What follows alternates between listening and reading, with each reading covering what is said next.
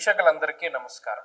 November మాసమందు మీ రాశి వారికి ఏ విధమైనటువంటి గ్రహస్థితి ఉన్నది? ముఖ్యంగా నవంబర్ మాసము చాలా కీలకమైనటువంటి మాసం. ఈ మాసమందు అనేక గ్రహాల తాలూకు స్థితిగతులు, ఉదాహరణకి అతిచారంలో ఉండేటువంటి గురువు తిరిగి వక్రగతిని ప్రారంభం చేయడం, చాలా కాలంగా వక్రగతిలో ఉన్నటువంటి శనేశ్వరుడు తన యొక్క వక్రగతిని పూర్తి చేసి మరలా రుజుమార్గంలో సంచరించడం, కుజుని యొక్క స్థితిగతులు, రవి యొక్క మార్పు, ఇలా అన్ని గ్రహాలు కూడా తమ యొక్క స్థానాలని కొంత ప్రభావితం చేస్తూ ఉన్నాయి. ఉదాహరణకి ఈ మాసంలో ఉండేటువంటి గ్రహస్థితిని గమనిస్తే 10వ తారీఖు దగ్గర నుండి బుధుని యొక్క వక్రగతి ప్రారంభమవుతుంది. అయితే ఈ మాసంలో బుధుడు వక్రించి ఉన్న రుజుమార్గంలో ఉన్న తులారాశిలోనే బుధుని యొక్క సంచారం ఉన్నది. అలాగే రాహుకేతువులు కుంభ సింహరాశులు ఎందే ఉన్నారు, గురువు కర్కాటక రాశి ఎందే ఉన్నారు, శనేశ్వరుడు మీనరాశి ఎందే ఉన్నారు. కాకపోతే శనేశ్వరుడు ఈ మాసంలో 28వ తారీఖు వరకు వక్రగతిలో ఉండి మాసం చివరిలో మాత్రం వక్రత్యాగం చేస్తారు, అంటే వక్రగతిని వదిలిపెట్టేస్తారు. ఇవి ఫిక్స్డ్గా ఉండేటువంటి గ్రహాలు. వీటితో పాటుగా శుక్రకుజులు కూడా వృశ్చిక రాశి ఎందే ఉన్నారు. అంటే మీరు గమనించండి, గురుడు, రాహువు, కేతువు, శనేశ్వరుడు, కుజుడు, బుధుడు, అలాగే ఈ మాసమందు శుక్రుడు కూడా ఆల్మోస్ట్ స్థిరంగానే ఉన్నారు. మిగతా గ్రహాలు అంటే పర్టికులర్గా రవి గ్రహం యొక్క స్థితిగతులను కనుక మనం పరిశీలన చేస్తే 16వ తారీఖు వరకు తులారాశి యందు, 16వ తారీఖు తర్వాత వృశ్చిక రాశి యందు రవి యొక్క సంచారం అనేటువంటిది ఉంటుంది. కాబట్టి ఈ మార్పు ప్రభావితం చెందిస్తూ ఉంటుంది. గురుని యొక్క అతిచారము, శని యొక్క వక్రగతి ముగింపు, ఇవన్నీ కూడా తీవ్రమైనటువంటి ప్రభావాన్ని చూపించబోతూ ఉన్నాయి ఈ నవంబర్ మాసంలో.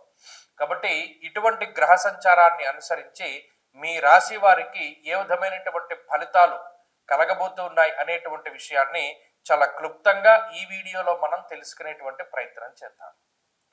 సింహరాశి వారికి ఉండేటువంటి గ్రహస్థితి గమనిస్తే ఈ రాశి వారికి ఈ మాసంలో అర్ధాష్టమ కుజ, అర్ధాష్టమ రవి యొక్క దోషాదులు, వ్యయ గురువు, అష్టమ శని యొక్క దోషాదులు, అలాగే సప్తమ రాహు యొక్క స్థితిగతులు, ఇలా కొంత ప్రతికూలమైనటువంటి గ్రహగతులే ఎక్కువగా ఉన్నాయి. 16వ తారీఖు వరకు అంటే నవంబర్ 16 వరకు రవి బలం ఉంటుంది. 16వ తారీఖు దాటాక రవి బలం కూడా కొంత తగ్గుముఖం పడుతుంది.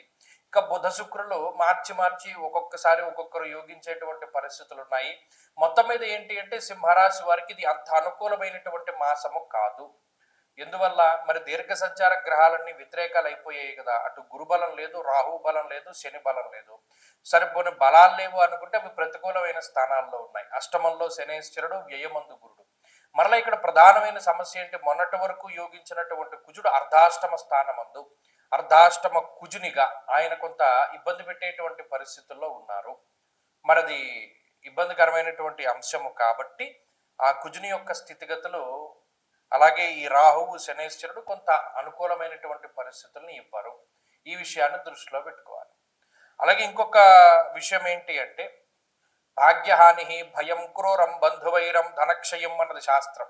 ఇక్కడ ప్రత్యేకించి కుజుడు కొంత ఆర్థికంగా ఇబ్బంది పెట్టడానికి, ఇబ్బంది అంటే ఖర్చుని ఎక్కువగా పెట్టడానికి. మరి ఎందుకు? గురుడు వ్యయంలో ఉన్నారు.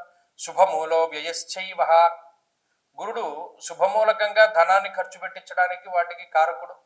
కుజుడు కూడా ధనాన్ని ఖర్చు పెట్టించడానికి కారకుడు. అంటే ఇటు కుటుంబ పరంగానే, మరి ఏ తరత్రా కూడా అది ఇబ్బంది పెట్టదు. కుటుంబ పరంగా కొంత ఎక్కువగా ధనాన్ని ఖర్చు పెట్టడానికి, ఉన్నంతలో ఎక్కువ ధన వ్యయం చేయడానికి గ్రహస్థితులు కారణమవుతాయి. ఈ విషయాన్ని ప్రధానంగా గుర్తుపెట్టుకోవాలి ఈ సింహరాశి వారు. స్థానచలనాదులకి అవకాశం ఉంటుంది. ఉద్యోగంలో మార్పులు, ఉద్యోగం పని వేళల్లో మార్పులకి అవకాశం ఉంటుంది. అలాగే కుటుంబానికి కొంత దూరంగా వెళ్ళడానికి, ఉద్యోగ పరంగా కానీ వ్యాపార పరంగా కానీ కొంత ఏదైనా దేశాంతరవాసము, రాష్ట్రం దాటి వెళ్ళేటువంటి పరిస్థితులు, తద్వారా వారికి దూరంగా ఉండేటువంటి వాతావరణం, ఇవి కూడా సింహరాశి వారిలో కనబడుతూ ఉంటుంది. ఈ మాసంలో శారీరక శ్రమ ఉంటుంది, ఖర్చు అధికంగా ఉంటుంది. ఈ రెండు విషయాలు సింహరాశి వారు ప్రధానంగా గుర్తుపెట్టుకోవాలి. అలాగే సప్తమందు రాహువు కూడా, అష్టమంలో ఉండేటువంటి శనేశ్వరుడు కూడా దేశాంతరవాసాన్ని ప్రోత్సహించేటువంటి గ్రహాలే. కాబట్టి విదేశాలకు వెళ్ళాలి, అక్కడ ఉద్యోగం కానీ వ్యాపారం కానీ చేసుకోవాలి అనేటువంటి సింహరాశి వారికి ఈ గ్రహగతులు కొంత అనుకూలంగా ఉంటాయి. అలాగే కొంత ఎక్కువ పెట్టుబడి పెట్టవలసినటువంటి పరిస్థితులు ఉంటాయి. ఏదైనా ఒక పని 10 రూపాయల్లో అవుతుంది అనుకుంటే అది 15-20 రూపాయల్లో అవుతుంది. అంటే ఎస్టిమేట్ వేసిన దాని మీద కన్నా సగం పైగా ఎక్కువ లేదా దానికి రెట్టింపు అనేటువంటి విషయాన్ని దృష్టిలో పెట్టుకోవాలి. అలాగే ప్రత్యేకించి ఎటువంటి పరిస్థితుల్లోనూ ఆకస్మికమైనటువంటి నిర్ణయాలు తీసుకోకూడదు. ఎవరితోనూ కూడా మనం ట్రావెల్ చేసేటప్పుడు వారికి అనుకోకుండా వరాలు ఇవ్వకూడదు. అంటే నీకు పలానా వాగ్దానాలు అవి చేయకూడదు. వీటి పరంగా కొంత జాగ్రత్తగా ఉండాలి. అలాగే 16వ తారీఖు దాటిన తర్వాత కొంత స్థానం మార్పు చేసేటువంటి అవకాశాలు ఎక్కువగా ఉన్నాయి.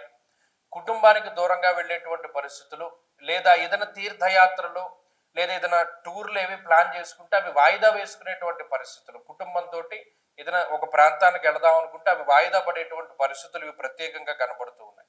ఆర్థిక సంబంధమైనటువంటి వ్యవహారాలు సాధారణంగా ఉన్నాయి. వచ్చేటువంటి ఇన్కమ్ అదే మాదిరిగా ఉంటుంది, కానీ ఖర్చు ఎక్కువగా ఉంటుంది. ఇది ఒక విషయాన్ని దృష్టిలో పెట్టుకోవాలి. ఆరోగ్య సంబంధమైనటువంటి విషయాలు మధ్యస్థంగానే ఉన్నాయి. ఎందుకంటే మరి అర్ధాష్టమ రవి, అర్ధాష్టమ కుజుడు, అష్టమ శని, వ్యయగురుడు క్రమేపీ ఆరోగ్యాన్ని కొంత ఇబ్బంది పెడతారు. దేహం పెరుగుతుంది, బరువు పెరిగేటువంటి పరిస్థితులు ఉంటాయి. ఉపకాయం వల్ల వచ్చే సమస్యలు కానీ, లేదా ఎక్కువ వెయిట్ ఉండడం వల్ల, చూడండి ఇలా పడిపోయిన తర్వాత వెయిట్ ఎక్కువగా ఉండడం వల్ల ఇది జరిగిందండి, లేదా వెయిట్ ఎక్కువగా ఉండడం వల్ల ఈ నరం చిట్లిందనో లేకపోతే ఈ ఎముక విరిగిందనో అంటారు. ఆ రకమైనటువంటి విషయాలు రవి కుజులు ఎముకలకి సంబంధించి కొంత ఇబ్బంది పెడతారు. అది కూడా మనం జాగ్రత్తగా చూసుకోవాలి.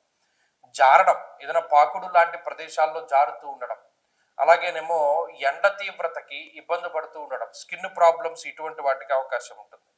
కాబట్టి ఈ విషయాలను దృష్టిలో పెట్టుకోవాలి. సింహరాశి వారు ముఖ్యంగా పరిస్థితుల్ని మెరుగుపరుచుకోవడానికి ఎక్కువ సూర్యారాధన, ఎక్కువ సుబ్రహ్మణ్య ఆరాధన చేస్తూ ఉండడం. ఖచ్చితంగా కార్తీక మాసంలో సుబ్రహ్మణ్య స్వామికి విశేషమైనటువంటి ఆరాధన, కరావలంబ స్తోత్రం లాంటిది చదువుకోవడం ద్వారా కూడా మంచి ఫలితాలు సంప్రాప్తమవుతాయి. ఈ గ్రహ దోషాదుల వాటి నుండి బయటపడడానికి అవకాశం ఉంటుంది. స్వస్తి.